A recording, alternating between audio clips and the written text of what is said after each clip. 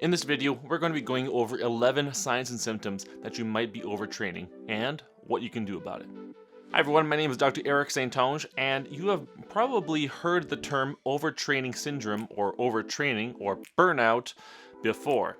Now, oftentimes in our training schedule, we will purposely increase volume and intensity of training load in order to potentiate physiological adaptations in order to increase performance. This term is called overreaching. So yes, this is a good thing, but we have to be very careful that we don't cross the line into overtraining. Now, in a nutshell, overtraining involves the accumulation of stress, leading to a decrease in physical and mental performance in sport. Now, most often there is a training mismatch between training load and recovery. And in a normal situation, we adapt to the training load, the training stimulus, in a positive way. Oftentimes, what can happen is that we maladapt to this training load. This maladaptation can present itself as performance changes, but it's also associated with immunological, hormonal, neurological, and psychological disturbances. So right now we're going to go over 11 signs and symptoms that you might be overtraining. But before we go over this list, I just want to stress the importance that it is always okay to visit your healthcare provider if you are not feeling well. That's what we're here for. Here are 11 signs and symptoms that you might be overtraining. Number 1, immune system alterations. Do you find yourself getting sick more frequently and easily? Number 2, loss of appetite. You just don't feel like eating. Number 3, this one's for the guys, having a loss of virility. You just can't get in the mood. Number 4, fatigue. You just always seem tired. You wake up unrefreshed and you just have restless nights of sleep. 5, being in a depressive state. Not a clinical depression necessarily, but you just tend to be a little bit more down than usual. Number 6, irritability. Do you seem to just snap at the littlest, teeniest, tiniest annoyances? Number 8, lack of concentration.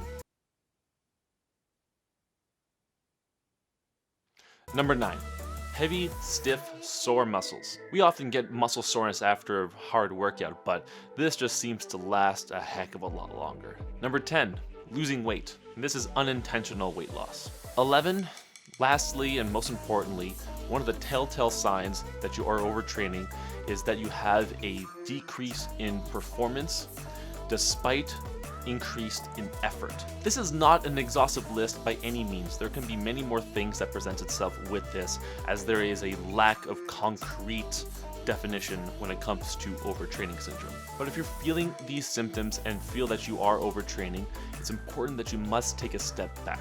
We need to do things to help your body recover. Make sure your nutrition is on point, reduce your training load, and to keep your stress down, try implementing things such as meditation. And lastly, and most importantly, I would urge you to visit your healthcare provider. Like I mentioned before, it's always okay to visit your healthcare provider if you are not feeling well. Now, those things I had mentioned earlier, it's not just signs and symptoms of overtraining. Those things can happen in some more serious health conditions. So it's always a good idea to visit your healthcare provider. By the way, if you're liking this video so far, please hit that like button. I really would appreciate it. Now, if anybody knows me, they know I love the topic of injury prevention.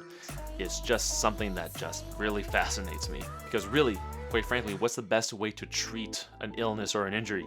It's to avoid it altogether. So what are some things that you can monitor consistently so that very, very early on, it can give you some hints that you may be overtraining? Because in that case, if these clues tell you that you're on your way to overtraining, you can change certain things to make sure that you don't get to that state of overtraining. So number 1, heart rate variability. Heart rate variability, or HRV, works best if you monitor it every single day so that you know if your heart rate variability gets too low.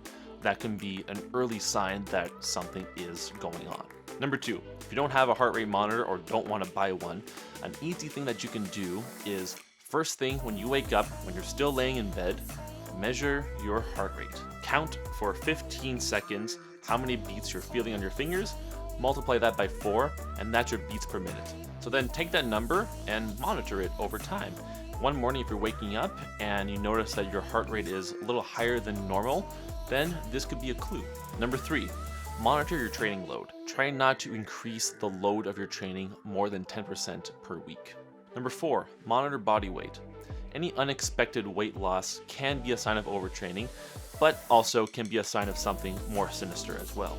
And number 5, similar to how you visit your dentist a couple of times a year, even though your teeth are not hurting, I'd recommend also having routine checkups with your manual therapist so that they can make sure that your body is working optimally even though it's not hurting. So I leave you with these final words. You train hard, recover harder. So thank you so much for watching this video. If you liked it, please give it a like. Please consider subscribing to my channel, and we'll see you next time.